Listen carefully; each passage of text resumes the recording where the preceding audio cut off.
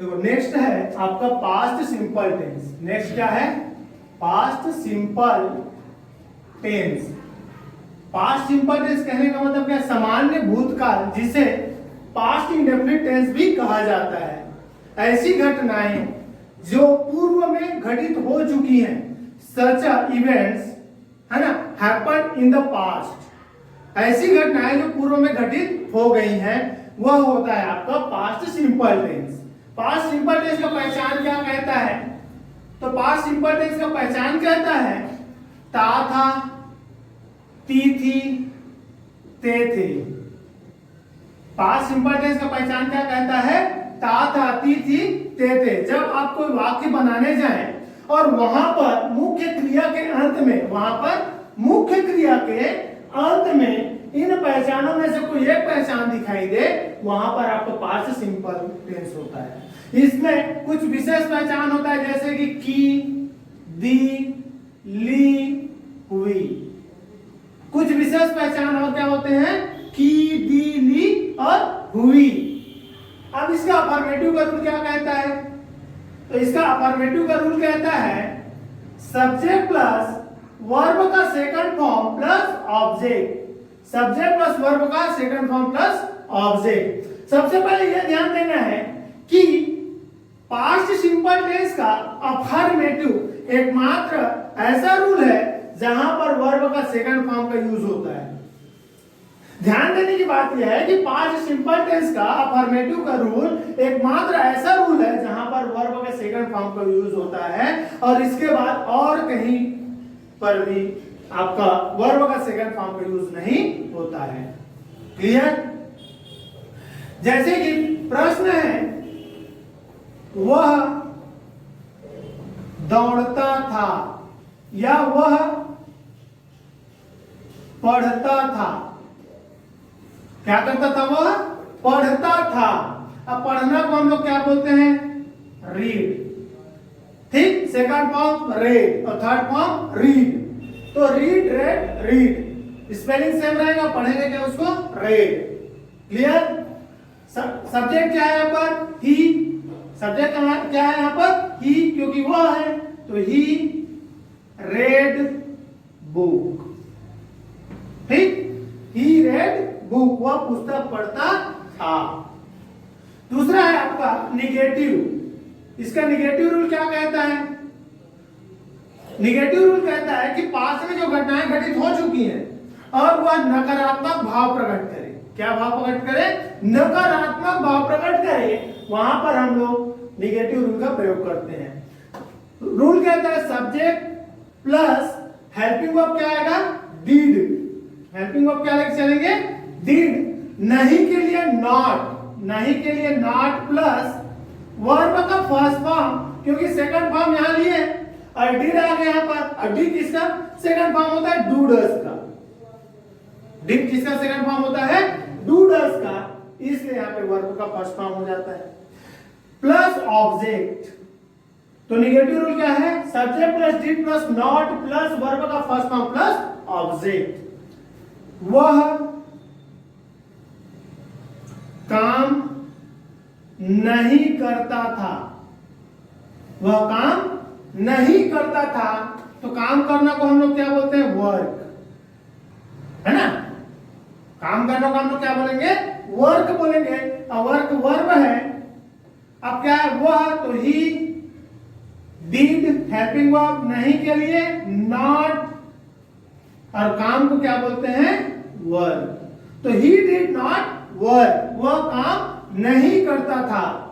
He did not work, वह काम नहीं करता था।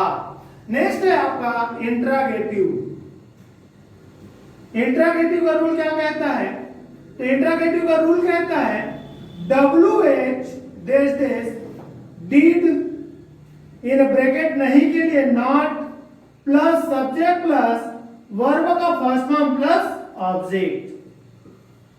इंट्रागेटिव का रूल क्या कहता है? WH dash dash did in bracket not plus subject plus verb का first form plus object. Clear? कोई डाउट? ठीक। अब प्रश्न क्या है? वह काम क्यों नहीं करता था।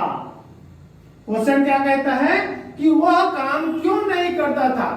प्रश्न भी है और इसमें निगेटिव चीजें भी आ रही है, नहीं लगा है। अब काम को आप क्या बोलते हैं, वर्ब के रूप में लेके वर्क। अब क्यों के लिए वाई, क्यों के लिए वाई, हेल्पिंग वर्ब डिड, नहीं के लिए नॉट, सब्जेक्ट ही है और काम को हम लोग बोलते हैं work. Why did not he work? Why did not he work? वह काम क्यों नहीं करता था। क्लियर, कोई डाउट। तो ये रहा आपका पास्ट सिंपल टेंस। क्या रहा ये, past simple tense.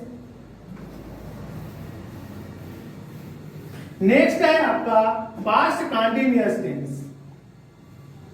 Past continuous tense. Past continuous tense की पहचान क्या कहता है, रहा था, रही थी, रहे थे, बैठा था, खड़ा था, लटका था, पहना था। ठीक, जब आप कोई वाक्य बनाने के लिए जाए और वहां पर मुख्य क्रिया के अंत में आपको पहचान के रूप में रहा था, रही थी, रहे थे, बैठा था, खड़ा था, लटका था, पहना था। ठीक, अगर इनमें से कोई एक पहचान दिखाई दे तो अपने आप में पास्ट कंटिन्यूअस टेंस होता है। क्या होता है वो, पास्ट कंटिन्यूअस टेंस होता है। अब इसका सबसे पहले अगर रूल की बात करें तो इसका अफर्मेटिव रूल होता है पहले, जो हमें सकारात्मक विचार के बारे में बताता है। अफर्मेटिव रूल क्या कहता है, subject plus was oblique verb plus verb का ING form plus object. Affirmative rule क्या कहता है, subject plus was oblique verb helping verb plus verb का आईएनजी फॉर्म प्लस ऑब्जेक्ट। प्रश्न क्या है, महंगाई बढ़ रही थी। महंगाई क्या हो रही थी, बढ़ रही थी।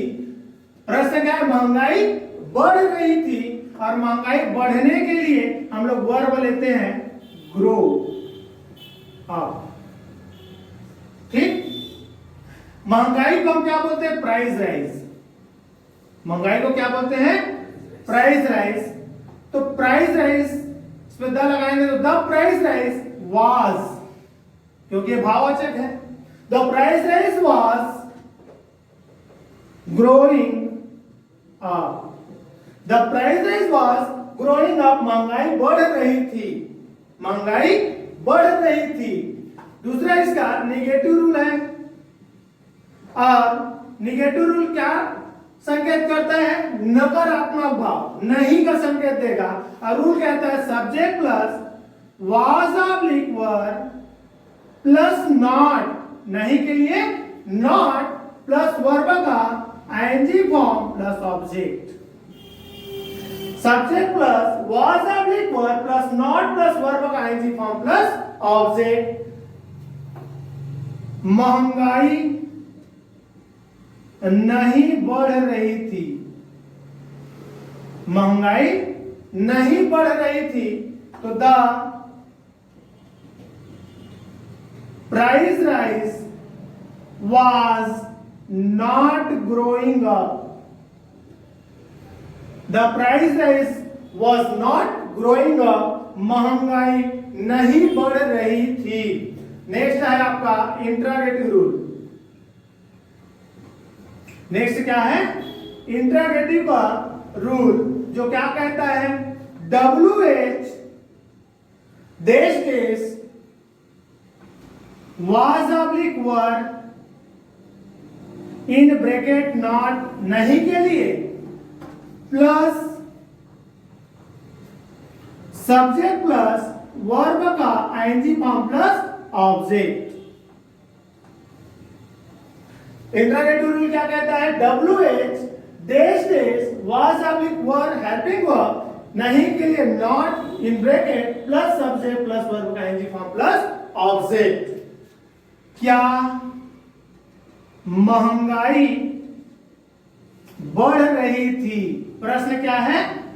क्या महंगाई बढ़ रही थी? और क्या पहले आए इसलिए हेल्पिंग वर्ब वाज लेके चलेंगे। ठीक, the price rise, was the price rise growing up? Was the price rise growing up? क्या महंगाई बढ़ रही थी? ये रहा आपका पास्ट कंटीन्यूअस टेंस। ये क्या था आपका?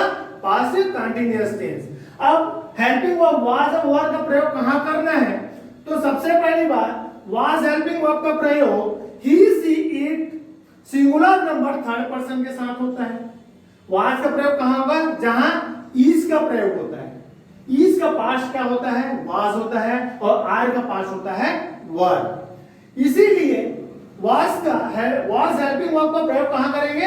ही she it singular number third person, जो अपने आप में सजीव या निर्जीव हो और अपना एक का होना प्रतीत करे, अपना एक होना प्रतीत करे, वहां हेल्पिंग वर्ब वाज का प्रयोग होगा।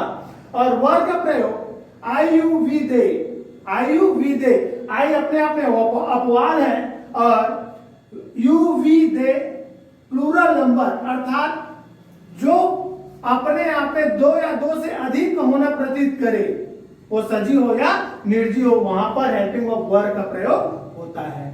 क्लियर? नेक्स्ट है आपका पास्ट परफेक्ट टेंस। नेक्स्ट क्या है? Past perfect tense.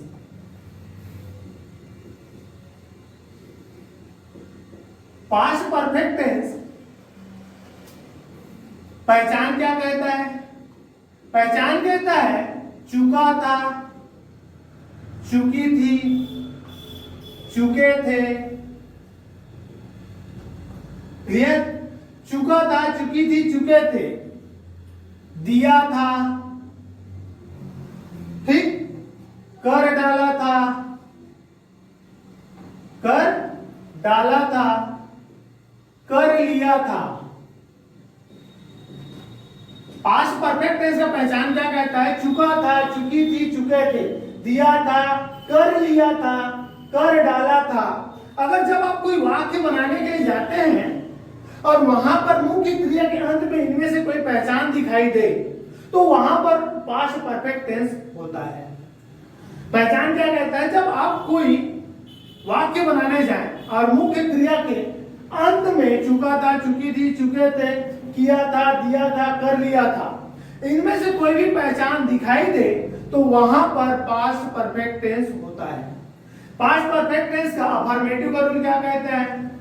तो पास्ट परफेक्ट टेंस का अफर्मेटिव का रूल कहता है सब्जेक्ट प्लस हैड, क्योंकि हैड क्या होता है? हैव का पास्ट है। हैव का पास्ट क्या होता है? हैड होता है। तो subject plus had plus perfect का होने के नाम से वर्ब का third form plus object. Subject plus had plus verb का थर्ड फॉर्म प्लस ऑब्जेक्ट। जैसे कि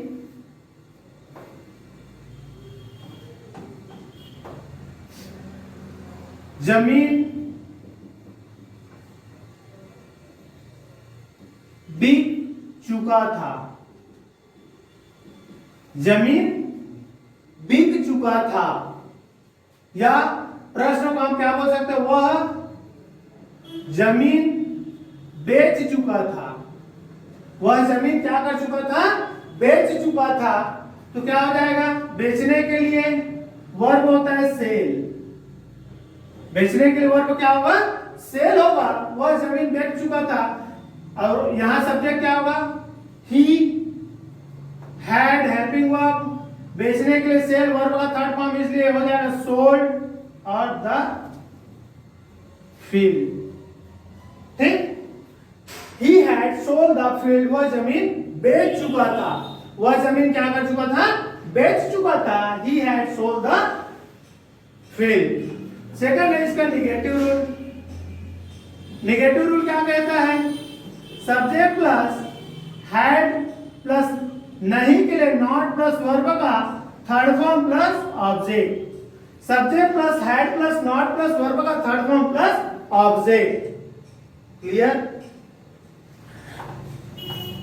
वह जमीन नहीं बेच चुका था, वह जमीन नहीं बेच चुका था। He had not sold the field. He had not sold the field. वह जमीन नहीं बेच चुका था। He had not sold the field. वह जमीन नहीं बेच चुका था। नेक्स्ट है इंट्रागेटिव। इंट्रागेटिव रूल क्या कहता है? WH dash dash had helping verb नहीं के लिए not plus subject plus verb का third form plus object. Interrogative rule क्या कहता है? WH dash dash helping verb had नहीं के लिए in bracket not plus subject plus verb का थर्ड फॉर्म प्लस ऑब्जेक्ट। प्रश्न कहता है वह जमीन क्यों बेच चुका था? प्रश्न क्या कहता है कि वह जमीन क्यों बेच चुका था? तो क्यों के लिए वाई प्रश्नवाचक है, हेल्पिंग वर्ब हैड, सब्जेक्ट ही है ना? तो why had he sold the field? Why had he sold the field? वह जमीन क्यों बेच चुका था? ये रहा आपका पास्ट परफेक्ट टेंस। कोई डाउट है क्या? नहीं है? कहीं भी कोई डाउट है तो क्लियर कीजिएगा। नेक्स्ट है आपका past perfect continuous tense. Past perfect continuous tense. Clear? पहचान क्या कहता है? ता रहा था, ती रही थी और ते रहे थे। पास्ट परफेक्ट कंटीन्यूअस टेंस कहता है जब आप कोई वाक्य बनाने के लिए जाएंगे और मुख्य क्रिया के अंत में ता रहा था, ती रही थी, ते रहे थे आए, तो वहां पर पास्ट परफेक्ट कंटीन्यूअस टेंस होता है। पास्ट परफेक्ट कंटीन्यूअस का पहचान क्या कहता है? ता रहा था, ती रही थी और ते रहे थे। अब इसका अफर्मेटिव का रूल क्या कहता है? तो अफर्मेटिव रूल कहेगा subject plus had plus been plus verb का ING form plus object plus for option since. Subject plus had plus been plus verb का ING form plus object plus for और since. प्रश्न क्या है? प्रश्न है वह या वे हमें परेशान करते रहे थे। वे हमें परेशान करते रहे थे और यहां पे वर्ब होगा बोदर। वर्ब क्या होगा? बोदर। और बोदर मतलब परेशान करना। रूल के आधार पर चले तो वे मतलब they had been bothering us. They had been bothering us. वे हमें परेशान करते रहे थे। They had been bothering us. Second है निगेटिव। निगेटिव रूल क्या कहता है? जो अपने आप में नकारात्मक संकेत करे, है ना? रूल क्या कहता है? सब्जेक्ट प्लस हैड प्लस नहीं के लिए not plus been plus verb का ING form plus object. Subject plus had plus not plus been plus verb का आईएनजी फॉर्म प्लस ऑब्जेक्ट। वे हमें परेशान नहीं करते रहे थे। वे हमें परेशान नहीं करते रहे थे। वे हमें परेशान नहीं करते रहे थे। रूल के आधार पर चले तो they had not been bothering अस।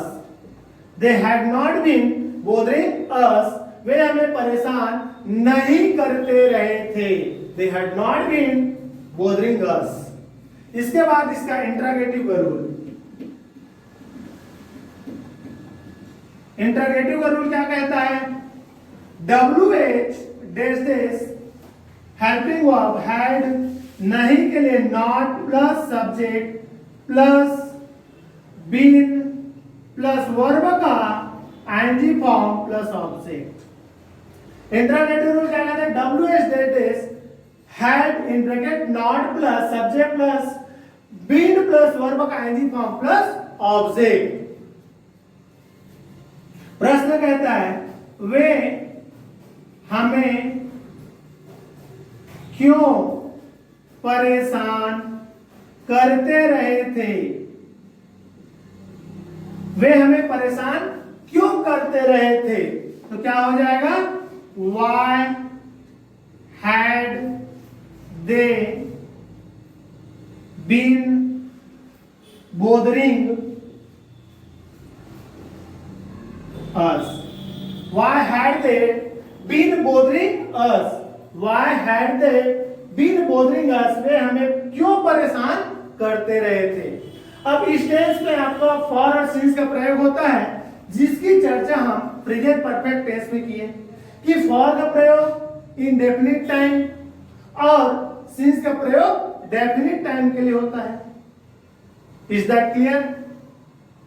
ये रहा आपका पास्ट परफेक्ट कंटीन्यूअस टेंस।